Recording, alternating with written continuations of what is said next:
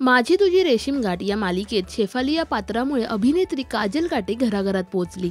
मालिकेतील तिच्या भूमिकेने सगळ्यांचंच लक्ष वेधलं, तर मुरांबा मालिकेतील तिच्या अभिनयाचं सुद्धा सगळीकडे कौतुक करण्यात आलं। मात्र काजलने लग्नगाठ बांधली ती अभिनय क्षेत्रापासून दूर असलेल्या प्रतीक कदम सोबत।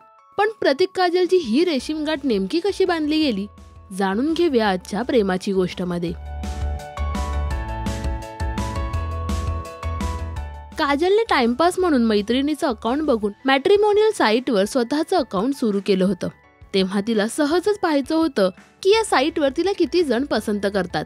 पण काही दिवसातच जवळपास 400 रिक्वेस्ट तिला आल्या होत्या। काजलने सहज एक रिक्वेस्ट पाहिली आणि ती एक्सेप्ट केली। ती रिक्वेस्ट प्रतीक कदमची होती। रिक्वेस्ट एक्सेप्ट केल्यावर ते दोघे एकमेकांना भेटले, एकमेकांबद्दल जाणून घेतलं। मग काजल प्रतीकच्या घरच्यांना भेटली आणि नंतर तिने लग्नाचा निर्णय तिच्या घरच्यांना सुद्धा कळवला। त्यानंतर या दोघांनी 14 जून 2019 साली लग्नगाठ बांधली।